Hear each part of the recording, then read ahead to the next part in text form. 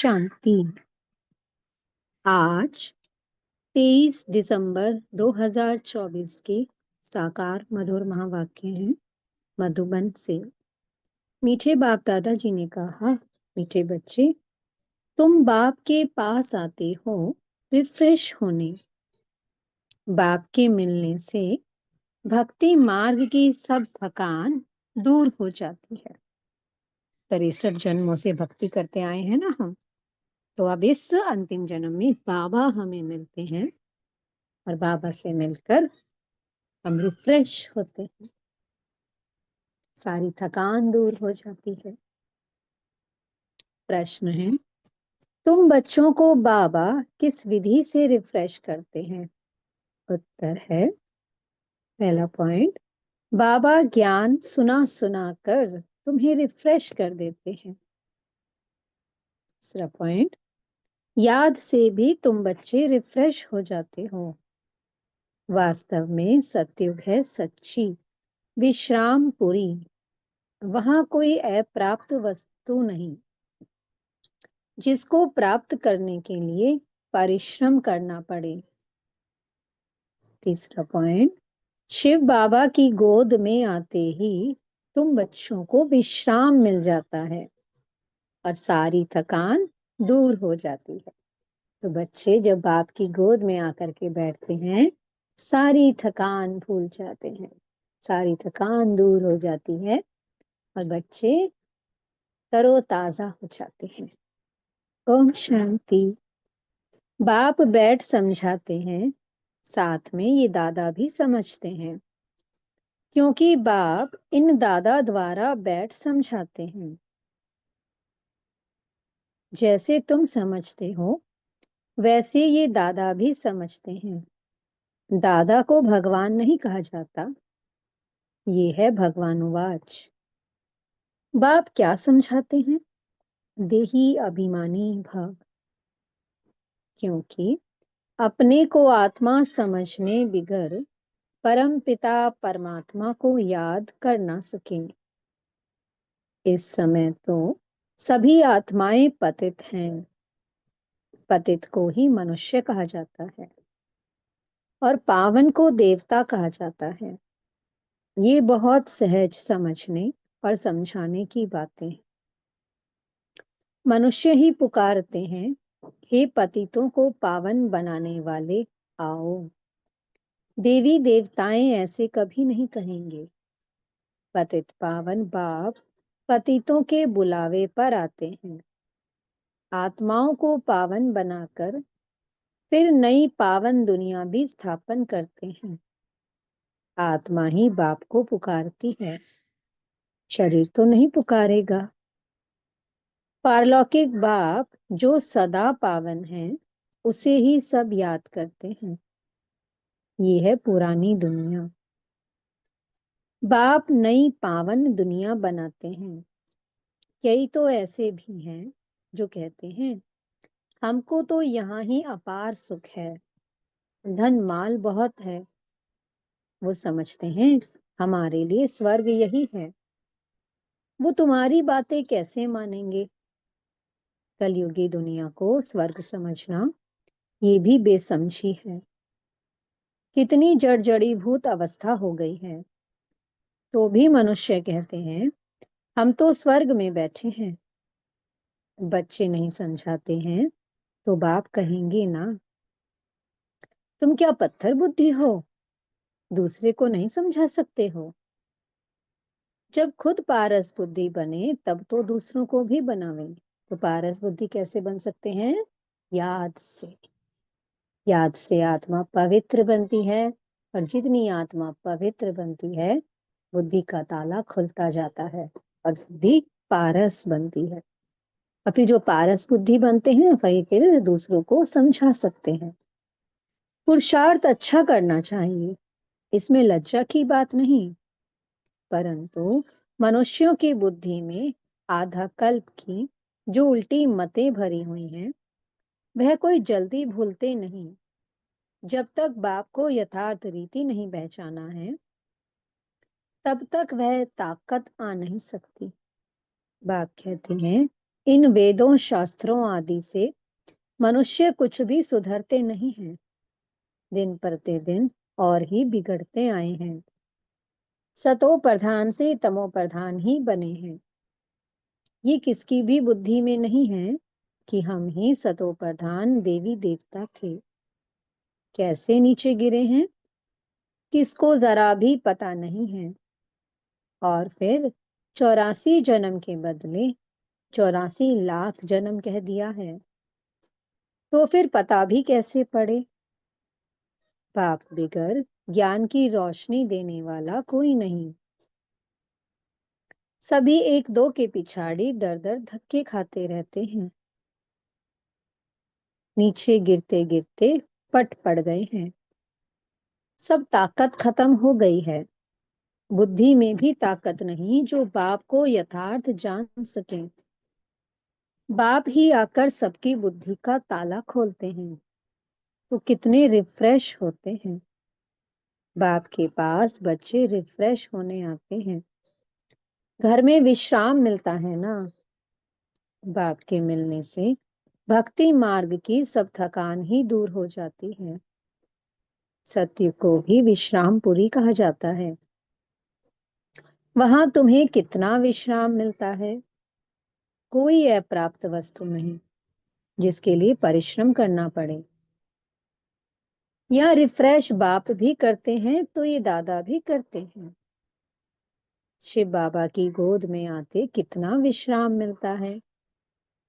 विश्राम माना ही शांत। मनुष्य भी थक कर विश्रामी हो जाते हैं। कोई कहाँ विश्राम के लिए जाते हैं ना। लेकिन उस विश्राम में रिफ्रेशमेंट नहीं है। यहाँ तो बाप तुम्हें कितना ज्ञान सुनाकर रिफ्रेश करते हैं।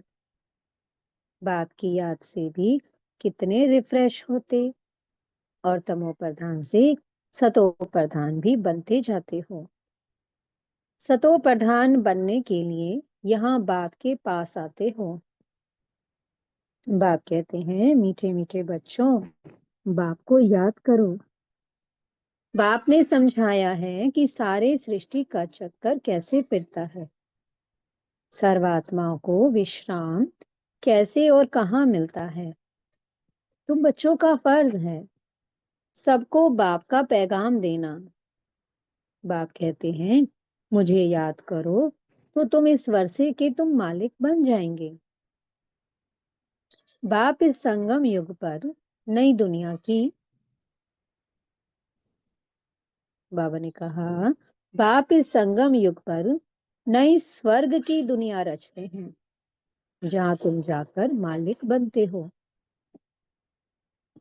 फिर द्वापर में माया रावण के द्वारा तुम्हें श्राप मिलता है, तो पवित्रता, सुख, शांति, धन आदि सब खत्म हो जाता है। कैसे धीरे धीरे खत्म होता है वो भी बाप ने समझाया है। दुखधाम में कोई विश्राम थोड़े ही होता है। सुखधाम में विश्राम ही विश्राम है। मनुष्य को भक्ति कितना थकाती है। जन्म जन्मांतर भक्ति से कितने थक जाते हैं। कैसे एकदम कंगाल बन गए हो। ये सारा राज बाप बैठ समझाते हैं। नए नए आते हैं तो उन्हें कितना समझाना होता है। हर एक बात पर मनुष्य कितना सोचते हैं, समझते हैं कहाँ जादू ना हो। अरे तुम ही कहते हो कि भगवान जादूगर है, तो बाप कहते हैं, हाँ मैं बरोबर जादूगर हूँ, परंतु वह जादू नहीं जिससे मनुष्य भेड़ बकरी बन जाएं। ये बुद्धि से समझा जाता है। ये तो जैसे रीढ़ मिसल है। गायन भी तो है सुर मंडल के साज से। इस समय तो जैसे सभी मनुष्य रीढ़ बकरियां हैं। ये बातें सारी यहाँ की हैं। इस समय का ही गायन है। कल्प के पिछाड़ी को भी मनुष्य समझ नहीं सकते। चंडिका का कितना बड़ा मेला लगता है। वह कौन थी। कहते हैं वह एक देवी थी। ऐसा नाम तो वहां कोई होता ही नहीं। सतयुग में कितने अच्छे सुंदर नाम होते हैं। तो चंडिका नाम का कोई नहीं होता संत सतयुग में। सतयुग में तो सबके नाम बहुत सुंदर सुंदर होते हैं। सतयुगी संप्रदाय को श्रेष्ठाचारी कहा जाता है। कलयुगी संप्रदाय को तो कितना छीछी टाइटल देते हैं। अभी के मनुष्यों को श्रेष्ठ नहीं कहेंगे, देवताओं को श्रेष्ठ कहा जाता है। गायन भी है, मनुष्य से देवता किए करत न लागी वार। मनुष्य से देवता और देवता से मनुष्य कैसे बनते हैं, ये राज बाप ने तुम्हें समझाया है। उनको डीटी वर्ल्ड और इनको ह्यूमन वर्ल्ड कहा जाता है। तो सतयुग है डीटी वर्ल्ड, और फिर द्वापर कलयुग में क्या बन जाती है, ये ह्यूमन वर्ल्ड बन जाता है। दिन को सोझरा और रात को अंधियारा कहा जाता है। ज्ञान है सोझरा और भक्ति है अंधियारा। अज्ञान नींद कहा जाता है ना। तुम भी समझते हो कि आगे हम कुछ भी नहीं जानते थे, तो नेति नेति कहते थे, अर्थात हम नहीं जानते। जब ऋषि मुनियों से पूछा गया कि भगवान का परिचय क्या है, तो उन्होंने कहा हम नहीं जानते। बड़े बड़े ऋषि मुनि भी नहीं जानते।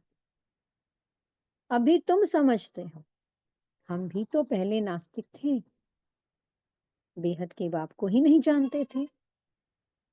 हम भी नहीं जानते थे ना। वो है असली अविनाशी बाबा। उसे सर्वात्माओं का बाप कहा जाता है। तुम बच्चे जानते हो, अभी हम उस बेहद के बाप के बने हैं।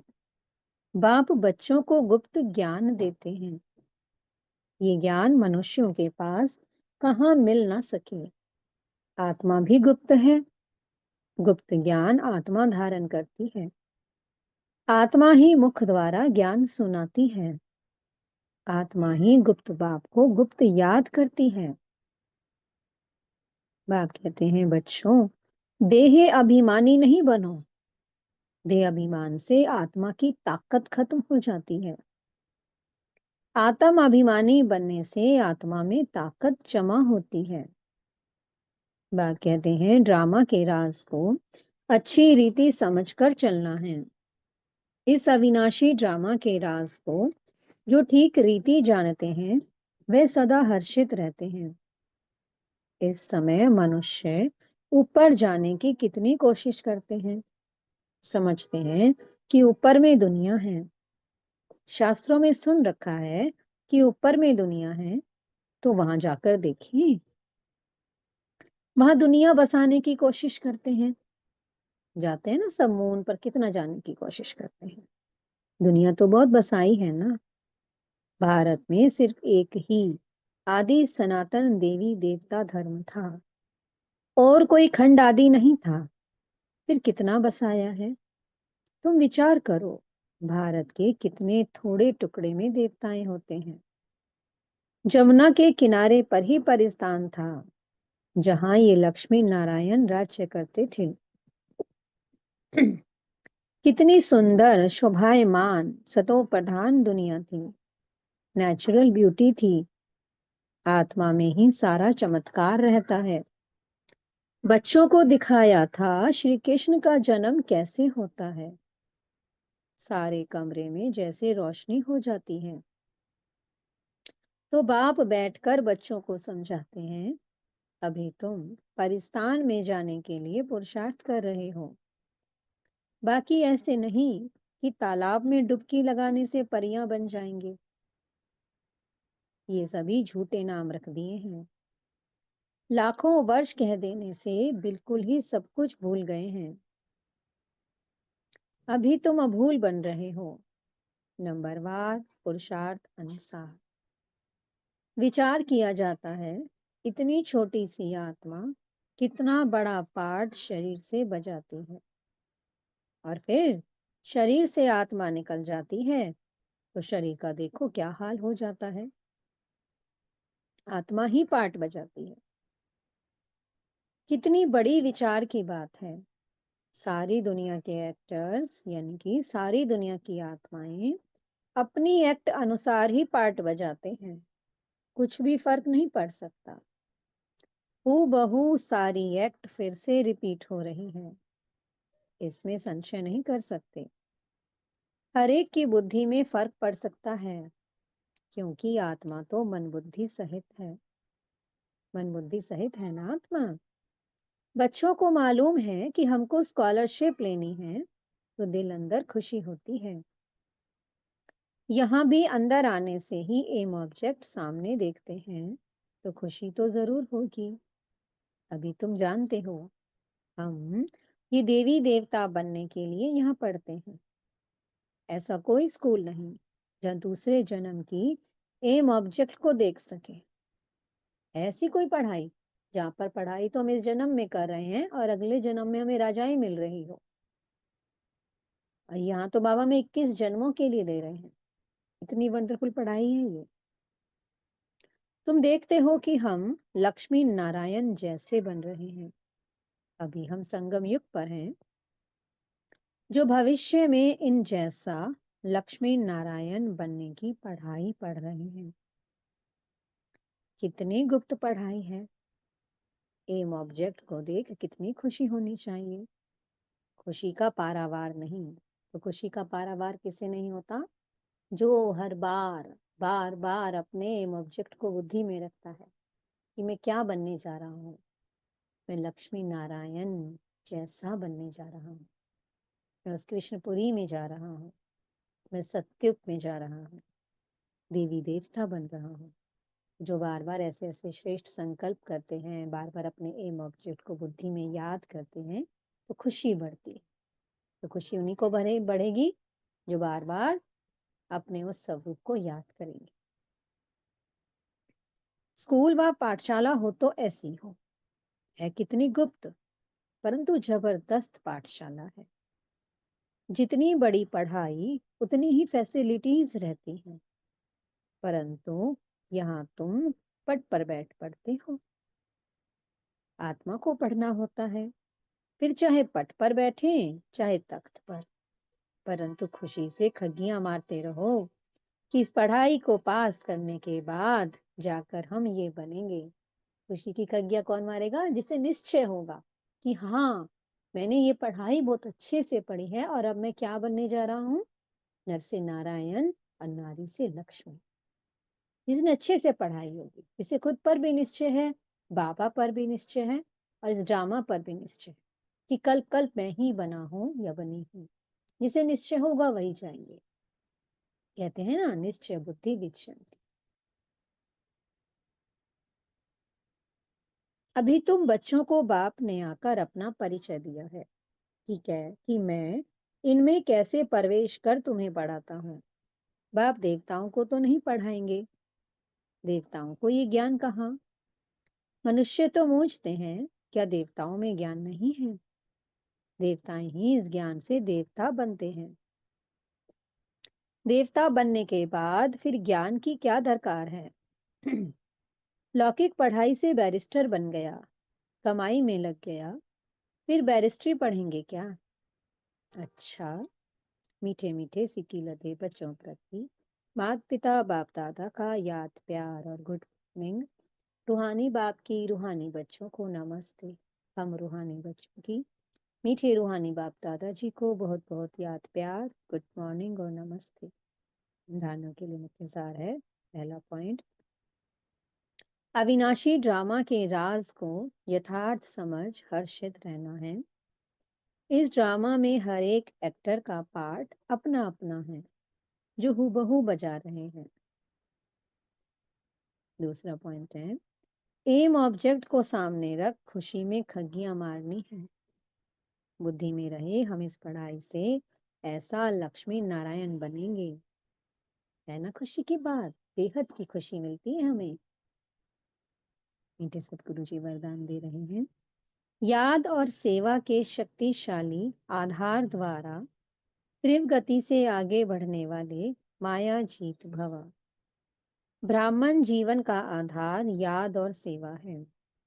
ये दोनों आधार सदा शक्तिशाली हों तो तीव्र गति से आगे बढ़ते रहेंगे। अगर सेवा बहुत है, याद कमजोर है, वह याद बहुत अच्छी है। सेवा कमजोर है तो भी त्रिवगति नहीं हो सकती। याद और सेवा दोनों में त्रिवगति चाहिए। याद और निस्वार्थ सेवा साथ साथ हो तो माया जीत बनना सहज है। हर कर्म में कर्म की समाप्ति के पहले सदा विजय दिखाई देगी।